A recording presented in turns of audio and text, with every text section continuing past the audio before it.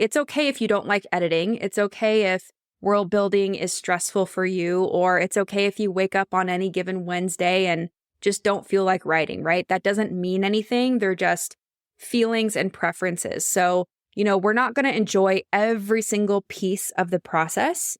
But if you feel the procrastination gremlin kind of starting to rear its ugly head, and you're like, oh gosh, I need to get things done, but I can feel this kind of resistance coming, sometimes it's really helpful to start your day with the task that you enjoy the most first. Welcome to the Fiction Writing Made Easy podcast. My name is Savannah Gilbo, and I'm here to help you write a story that works. I want to prove to you that writing a novel doesn't have to be overwhelming. So each week, I'll bring you a brand new episode with simple, actionable, and step-by-step strategies that you can implement in your writing right away. So whether you're brand new to writing or more of a seasoned author looking to improve your craft, this podcast is for you. So pick up a pen and let's get started. In today's episode, we're going to talk about productivity. And I wanted to tackle this topic because one of the most common questions I get asked is, how can I be a more productive writer? Or how can I make the most of my limited time so that I can actually finish my book this year? And I get why questions like this are really common. Thanks to social media, emails, text messages, and the millions of other notifications we receive on our smartphones every single day, it's no wonder we have a hard time focusing. The truth is, most authors can only write in limited pockets of time. They have day jobs that keep them busy, families that they want to spend time with, and other hobbies or obligations that result in a jam-packed day. So not every author is lucky enough to make writing their full-time job, and some don't even want to. Plus, there's the whole thing about being distracted by shiny objects, right? You know what I'm talking about here. 1 minute you're working on your novel, and the next minute you're looking at a YouTube video all about how to groom your golden retriever. So this begs the question, are we doomed to deal with chronic procrastination and unproductivity forever? Or can we hack our productivity and start making more progress with our creative work? Luckily, I'm here to tell you that there are some mindful habits that you can easily implement into your daily routine to dramatically improve your focus, productivity, and even your overall quality of life.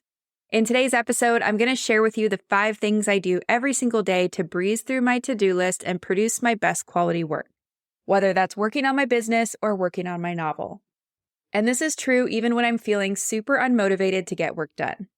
But before we dive into those specific tips, let's make sure we're on the same page about what productivity is and why it's important. So what is productivity and why does it matter? Well, many of the authors I work with associate productivity with how much they can check off their to-do lists. But the truth is, checking off items on your to-do list is not what productivity is really about. True productivity is more about how productive you feel you are and how accomplished you feel at the end of each day.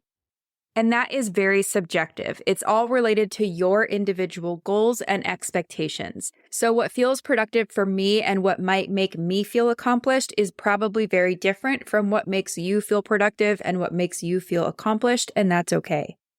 It is a very subjective thing, and I think that's really important to note. As writers, we also have to do a lot of kind of invisible work as well, right? So for example, let's say you spend an entire day brainstorming different ideas for your novel. On the surface, it might not seem like you accomplished much that day because how do you actually show that you brainstorm something, right? It's hard to make that tangible. But in reality, you've actually done quite a lot of important work towards finishing your novel. So just a couple things to keep in mind, right? Productivity is going to look different for everybody. It's very subjective. And when it comes to writing, there is a lot of invisible work that goes into the process.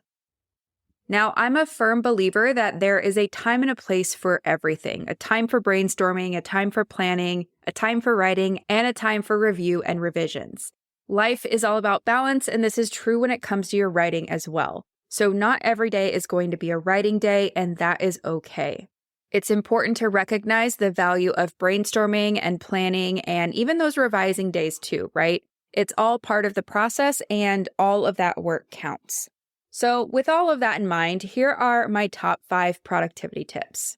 Tip number 1 is to time block your day. And I think this is the key to maximizing your productivity.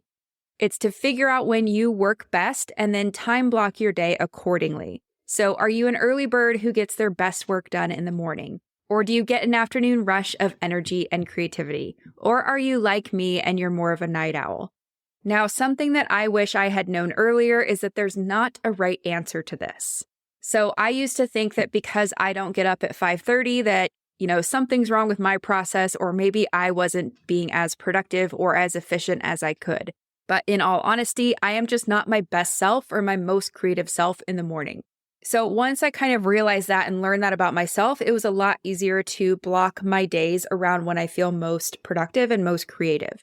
So for me, I block my days like this. I set aside time to be creative.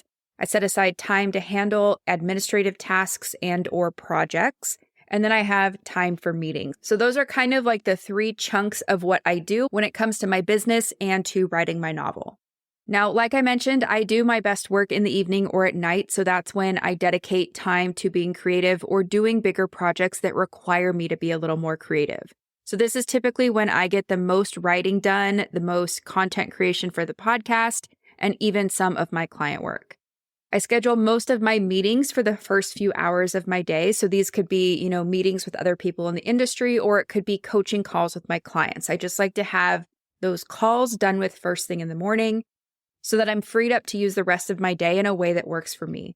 So in the afternoon, when I'm in a very left brain state, I will do administrative tasks or respond to emails or social media comments, or I might even edit podcast episodes and things like that. So like I mentioned earlier, this was not something that just happened overnight. I didn't develop this system just one day and it all worked, right? It took a lot of troubleshooting and kind of figuring out when I work best or at what time of day do I work on certain projects best and things like that. So I think it's really important to note that everybody has a different creative time. So you also will need to experiment with kind of how you work and notice when you're at your creative best. And then if writing a novel is on your to-do list this year, which I assume it is, I assume you're either writing, editing, or publishing a novel if you are listening to this podcast, then you'll want to schedule everything else around that as much as you can. So protect your creative time as fiercely as you can. I know this is not super easy for everybody. Like I said, we all have life and family and hobbies and all these things, right? We have all this stuff to plan our days around. But when you can, protect your creative time as fiercely as possible. So that's tip number 1, to time block your day and, figure out when you work best, when you're at your most creative, and then protect that time and dedicate it to being creative and working on your novel. Tip number 2 is to be mindful of how you start your mornings. So I think it's really important that you make sure you're starting every day with the right state of mind, which is easier said than done when you consider the stress and chaos that most of us encounter during our morning routines. Maybe you were up all night with a screaming baby, or maybe the dog threw up all over the carpet at 5 a.m. Maybe you're going through some personal stuff, or you got a very unfriendly text or email first thing this morning. I mean, there's always something, right? Any of these things can sabotage your productivity for the day, even before your scheduled writing time. And although they're not necessarily avoidable, you can be mindful of how much stuff you let in first thing in the morning. So for me personally, I mentioned earlier that I don't do my best creative work in the morning. So this is really when I like to do meetings or take client calls and things like that. So the very first thing I do when I wake up in the morning, if I have calls right away that morning, I will put my phone on Do Not Disturb, which I know is such a simple thing, but it makes a huge difference in my ability to concentrate and kind of ease into the morning, right? Then I go to the kitchen, I make myself a cup of coffee, I feed the dogs, and I spend about 30 to 45 minutes really just kind of drinking my coffee, watching the dogs sniff around the yard, or whatever it is that I feel like doing. Personally, I like to ease into my mornings. I like a little more time in the morning than, other people will, but that's just how I work. I also like to try to be mindful that my baseline for the day is slow, steady, and mindful, and I'm not, getting up and rushing or feeling stressed right away. Even if all you have is 5 minutes in the morning, I recommend taking the time to think about how you could give yourself an easier start to your day. Even if you're not able to sit down and write first thing in the morning, or if your creativity happens better at night, starting your day off on the right foot will have a ripple effect out through the rest of your day. So if you're like me and you're kind of a night owl, or you like to write in the afternoon or the evening, sometimes just the difference of kind of easing into your day and having a good morning that doesn't feel hectic or stressful, that it's like a row of dominoes, right? That, imagine you had a really stressful morning, And then by the time, 3 o'clock, 6 o'clock, 9 o'clock rolls around, you might still be feeling the effects of the stress from that morning. So, I think this is just really important to think about, and it will make a difference in how you show up for your work and for your writing. So that's tip number 2, is to be mindful of how you're, going into your mornings. Try to ease into your morning if you can, and just think about kind of current habits and if any of them need some tweaking to give yourself a better foundation for the rest of the day. All right, tip number 3 is to prioritize your most important tasks. Now, many of the authors I work with spend too much time working on the wrong things. And what I mean by this is that they tackle the process of writing a book a little bit haphazardly just because they don't know any better. And no judgment, because I used to be in this camp too. Sometimes I would successfully carve out the time to work on my novel, but I would end up using that time to work on tasks that didn't really move the needle in terms of making progress and finishing my novel, but they did make me feel busy and productive. So for example, I would download a character questionnaire to get to know my protagonist, or I would spend way too much time writing the opening of my first chapter because I knew how important that opening chapter was. Or I would spend a lot of time researching and kind of collecting information, putting it in the pretty binder or writing it in the pretty notebook with the pretty pens. Or I might even mess around with an outline and get super lost in the weeds and just, kind of not move that needle forward in terms of getting to the end. So fast forward months and months later, I still hadn't made any kind of significant progress on my novel, even though it felt like I was working so hard. So eventually I realized that there is a big difference between being busy or feeling busy and actually being productive. And in realizing that, I also realized I was spending time on things that actually weren't moving the needle in terms of helping me get to the end of my draft.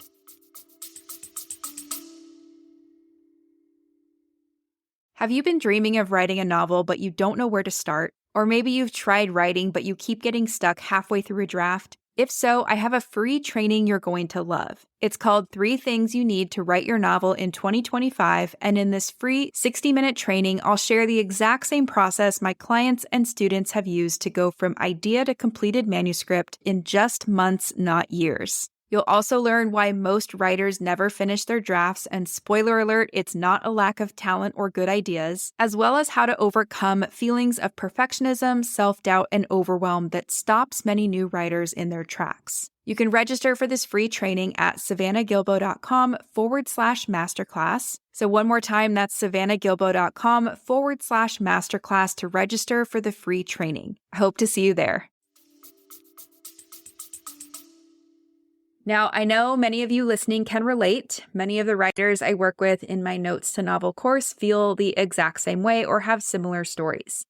And I think the reason that we do this is because the things that actually do move the needle in terms of getting you to the end of your draft usually feel challenging and require us to do a lot of deep thinking. They're also the things that will absolutely ask us to move out of our comfort zones. And as humans, we don't like that very much, right? So the tip here, how to kind of combat this, is to map out your most important tasks. And this will help you prioritize what you actually need to get done on a daily, weekly, and monthly basis. And if you're thinking, well, I'm not even sure how to prioritize the tasks that go into writing a novel, then I would like for you to go download my Story Starter Kit. This is a free workbook that will walk you through the first 5 things to think about when it comes to writing a novel. So these questions are designed to help you flesh out the foundation of your story and really get to the meat of what your story is about. So if you are having trouble getting started or kind of prioritizing what's the most important, go to savannahgilbo.com/starter kit. That's one word, starter kit, and download my free story starter kit that will help you prioritize the most important questions to focus on when you're starting any new writing project. Okay, so for me personally, every Sunday, I like to look through my calendar and my overarching to-do list, and I kind of prioritize the most important tasks that I know I can realistically get done in the time that I have that week. And then I assign days and times to accomplish each task. So I just said something really important that I want to reiterate, and that's to prioritize the tasks that you can realistically get done in the time that you have that day or that week. Okay, so the key word is being realistic about what you can actually do. And this is one of those things that I see trip up a lot of writers. So they have this great goal of, let's say, writing 5 scenes per week or, 5,000 words per week, whatever that goal is. And then if someone were to ask them, okay, well, is that realistic? What does that look like in your schedule? They might realize that they actually don't even have time to write 1,000 words, but their goal is 5,000. And then they end up ending the week feeling super disappointed and questioning whether they can be a writer and feeling like a failure and all that stuff, right? So it's really important to consider the time that you can realistically dedicate towards something like writing your novel and, seeing where you can make tweaks if you don't feel like you have enough time set aside to do that. For me personally, I like to separate things that I need to do by the 1-3-5 rule. So that means I like to focus on one big task, like let's say editing a client's manuscript or outlining Act 2 in my own story or recording a podcast episode. I'm kind of mixing business with my writing here.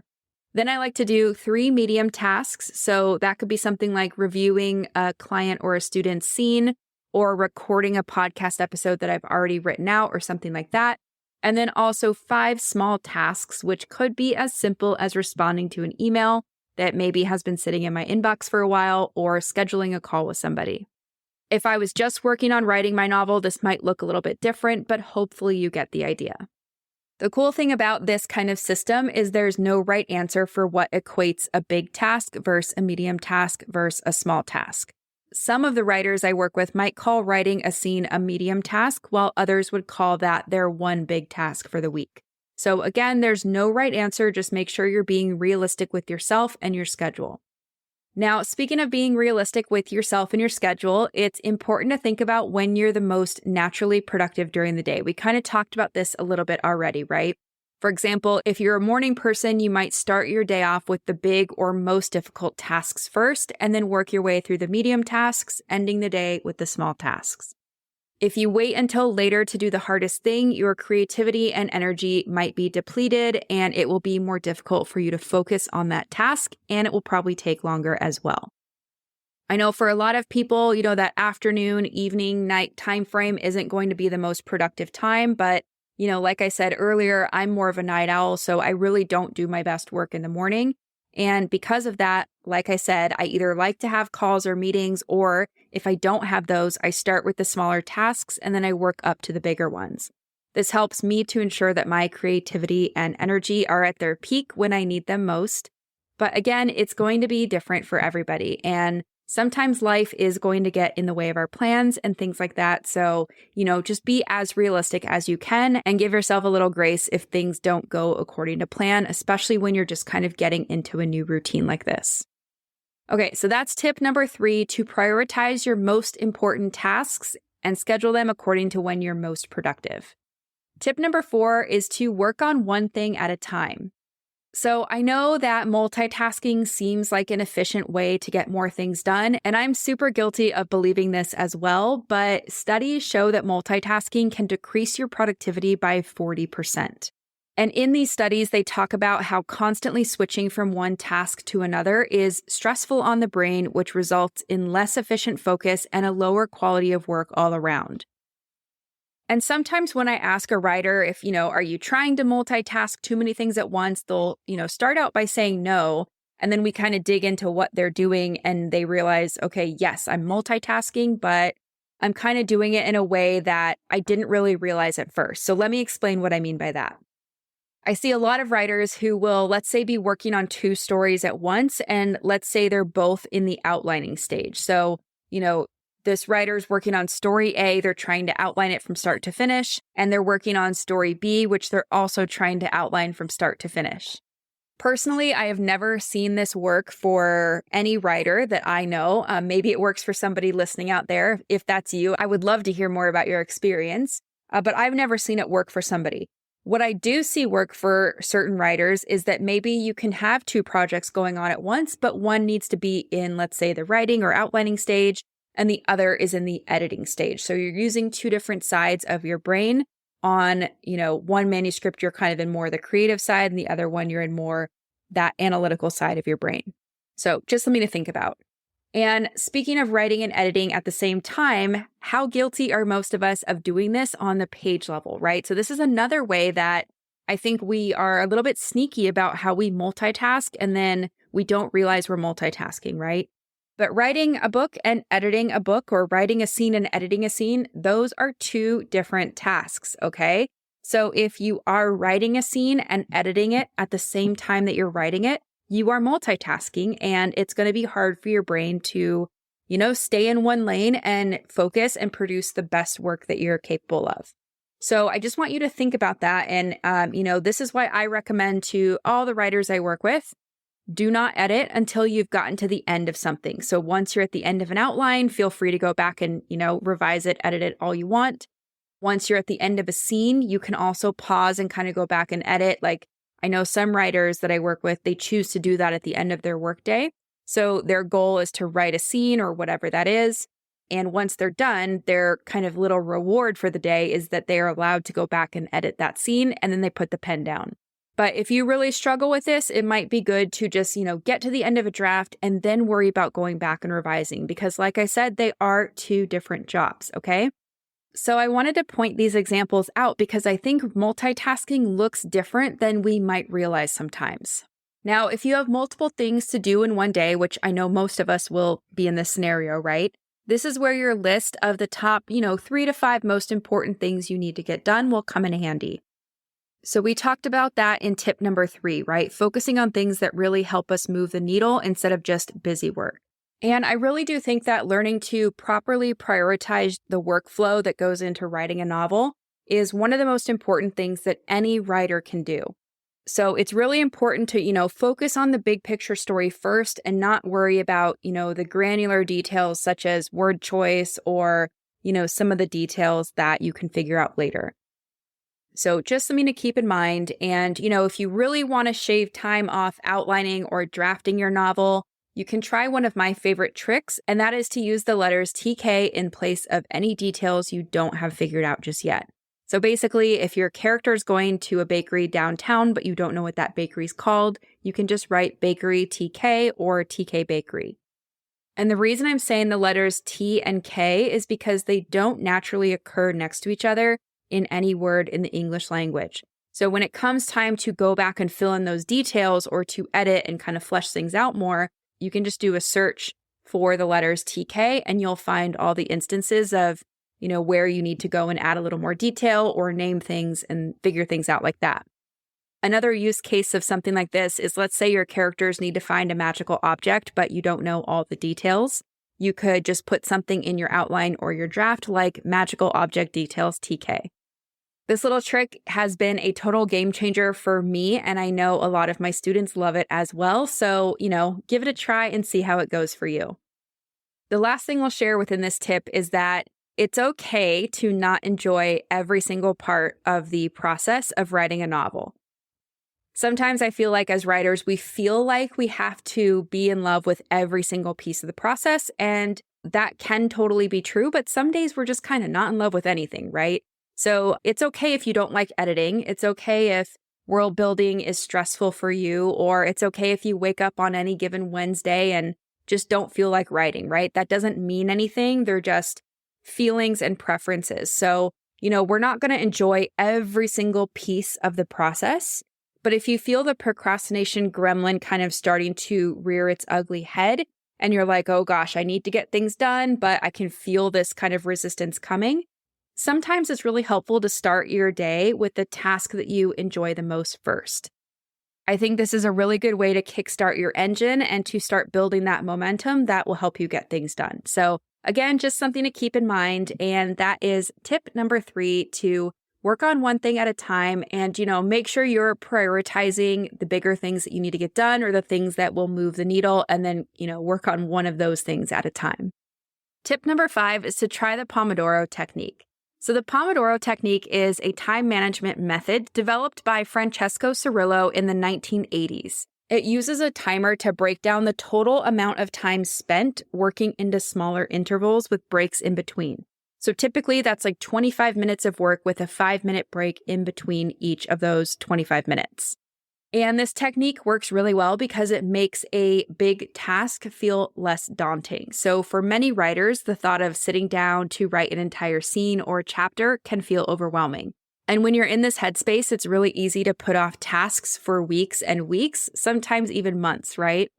But when you approach your project or your task from the mindset of, I just need to work on this for 25 minutes, it becomes a lot less overwhelming and you're way less likely to procrastinate. Because we can do anything for 25 minutes, right? It's not as scary as thinking you're going to sit down and write a whole chapter or write for 2 hours.